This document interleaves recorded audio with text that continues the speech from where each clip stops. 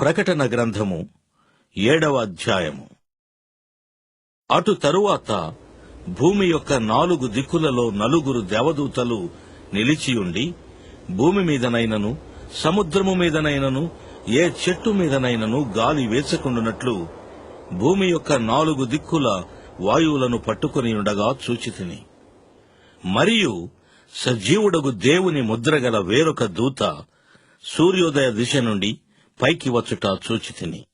భూమికిని సముద్రమునకును హాని కలుగచేయుటకై అధికారము పొందిన ఆ 4 దూతలతో ఈ దూత, మేము మా దేవుని దాసులను వారి నొసళ్లయందు ముద్రించు వరకు భూమికైనను సముద్రమునకైనను చెట్లకైనను హాని చేయవద్దు అని బిగ్గరగా చెప్పెను.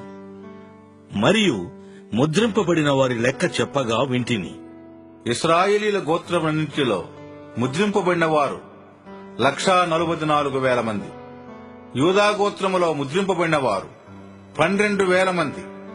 రూబేను గోత్రములో 12,000 మంది, గాదు గోత్రములో 12,000 మంది, ఆషేరు గోత్రములో 12,000 మంది, నప్తాలి గోత్రములో 12,000 మంది, మనషే గోత్రములో 12,000 మంది, షిమియోను గోత్రములో 12,000 మంది, లేవీ గోత్రములో 12,000 మంది, ఇస్సాకారు గోత్రములో 12,000 మంది, జబులూను గోత్రములో 12,000 మంది, యేసేపు గోత్రములో 12,000 మంది, బెన్యామీను గోత్రములో 12,000 మంది ముద్రింపబడిది.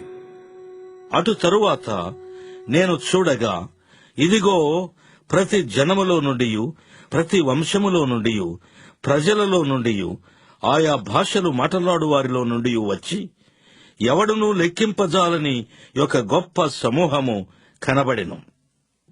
వారు తెల్లని వస్త్రములు ధరించుకున్నవారై ఖర్జూరపు మట్టలు చేతపట్టుకుని సింహాసనం ఎదుటను గొర్రె పిల్ల ఎదుటను నిలువబడి, సింహాసనాసీనుడైన మా దేవునికిని గొర్రె పిల్లకును మా రక్షణకై స్తోత్రము అని మహాశబ్దముతో ఎలుగెత్తి చెప్పిరి. దేవదూతలందరూ సింహాసనము చుట్టూను పెద్దల చుట్టూను ఆ 4 జీవుల చుట్టూను నిలువబడి ఉండిరి. వారు సింహాసనము ఎదుట సాష్టాంగపడి, ఆమేన్, యుగ యుగముల వరకు మా దేవునికి స్తోత్రమును, మహిమయు, జ్ఞానమును, కృతజ్ఞతాస్తుతియు, ఘనతయు, శక్తియు, బలమును కలుగునుగాక అని చెప్పుచు దేవునికి నమస్కారము చేసిరి. ఆమేన్. పెద్దలలో ఒకడు, తెల్లని వస్త్రములు ధరించుకొనియున్న వీరెవరు? ఎక్కడ నుండి వచ్చిరి అని నన్ను అడిగెను. అందుకు నేను, అయ్యా, నీకే తెలియననగా అతడు ఈలాగు నాతో చెప్పెను. వీరు మహాశ్రమల నుండి వచ్చిన వారు.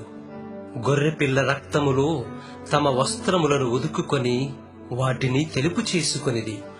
అందువలన వారు దేవుని సింహాసనం ఎదుట ఉండి రాత్రింబగళ్లు ఆయన ఆలయములో ఆయనను సేవించుచున్నారు. సింహాసనాసీనుడైన వాడు తానే తన గుడారము వారి మీద కప్పును. వారికి ఇక మీదట ఆకలి అయినను దాహమైనను ఉండదు. సూర్యుని ఎండ అయినను ఏ వడగాలి అయినను వారికి తగులదు.